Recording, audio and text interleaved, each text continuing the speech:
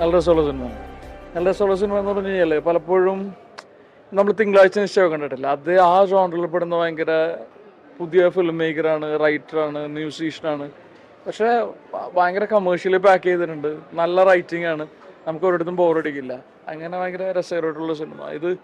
പിന്നെ നമ്മളൊക്കെ ഫേസ് ചെയ്യുന്ന ഒരു വിഷയമുണ്ടല്ലോ, നമ്മൾ ഇങ്ങനത്തെ ഒരു നല്ല സിനിമ ചെയ്ത് കഴിഞ്ഞാൽ ഇത് ആളുകളിലേക്ക് എത്തിയാൽ മാത്രമേ ആളുകൾ കാണുകയും അതിനെ അപ്രീഷിയേറ്റ് ചെയ്യുകയും ചെയ്യുള്ളൂ. അത് ഇവരെങ്ങനെ മീറ്റ് ചെയ്യുമെന്ന് പറയുന്ന.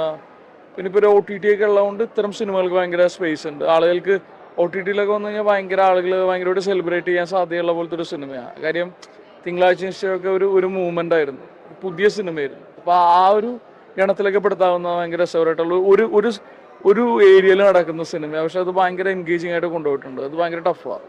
അത് ഭയങ്കര രസമായിട്ട് ചെയ്തിട്ടുണ്ട്. ഞാൻ വർക്കെടുത്താക്കാൻ ആ ചെക്കന്മാരെ സെറ്റാക്കിയിട്ടുണ്ട്. ഏതാ സിനിമ?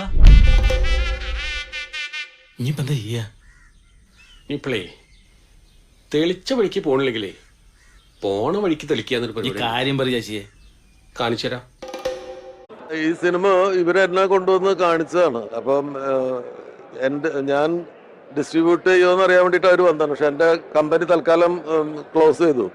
പക്ഷെ ഞാൻ ആ സിനിമ കണ്ടിട്ട് എനിക്ക് ഭയങ്കര ഇഷ്ടമായി. അപ്പോൾ ഞാൻ അവരോട് പറഞ്ഞു, നിങ്ങൾ ആദ്യം ഫെസ്റ്റിവലുകൾക്കൊക്കെ അയക്കും, എന്നിട്ടൊരു എങ്ങനെയെങ്കിലും ഒരു മീഡിയ അറ്റൻഷൻ കിട്ടിയതിന് ശേഷമേ ഇത് റിലീസ് ചെയ്യാൻ പാടുള്ളൂ എന്ന് ഞാൻ പറഞ്ഞിരുന്നു. കാരണം എല്ലാം പുതിയ ആൾക്കാരാണ്. അപ്പോൾ പെട്ടെന്ന് ആളുകൾ ശ്രദ്ധിക്കില്ല. ഇപ്പോൾ ഒരുപാട് സിനിമകളുടെ ഒരു കുത്തൊഴുക്കിനിടയിൽ പെട്ടാലൊക്കെ ചിലപ്പോൾ ശ്രദ്ധിക്കപ്പെടും. അപ്പോൾ അവർ പറഞ്ഞു, നിങ്ങൾക്ക് എന്തെങ്കിലും പറ്റുന്ന സഹായങ്ങൾ ചെയ്യാൻ പറ്റുമെന്ന് വെച്ചാൽ ഞാൻ ചെയ്യാമെന്ന് പറഞ്ഞു. അപ്പം അതുകൊണ്ടാണ് ഞാൻ അവരുടെ കൂടെ നിന്നത്.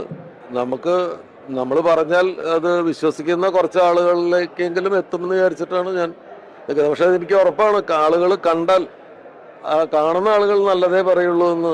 അങ്ങനെ ഒരു സിനിമ ഞാൻ വളരെ അടുത്ത കാലത്ത് ഇതാണ് കാണുന്നത്. പ്രേക്ഷകരാണ് അഭിപ്രായം പറയേണ്ടത്. സിനിമ കണ്ട് തീരുന്നവരെ ടെൻഷൻ ഉണ്ടായിരുന്നു. എല്ലാവരും ഇഷ്ടപ്പെട്ടു എന്ന് പറയുന്നുണ്ട്. ലാൽ ജോസ് സാർ ഈ സിനിമയിലേക്ക് വന്നതും സിനിമ ഇഷ്ടപ്പെടുന്ന സിനിമ ആയതുകൊണ്ടാണ്. അദ്ദേഹത്തിന്റെ ഒരു ടേസ്റ്റിലുള്ള ഒരു സിനിമയായിരുന്നു. ആദ്യ അവസാനം ഇഷ്ടപ്പെട്ടിട്ട് അങ്ങനെയാണ് സിനിമയിൽ എത്തുന്നത്. അതുപോലെ ഇപ്പൊ പ്രേക്ഷകരും കണ്ടവരെല്ലാം നല്ല അഭിപ്രായമാണ് പറയുന്നത്.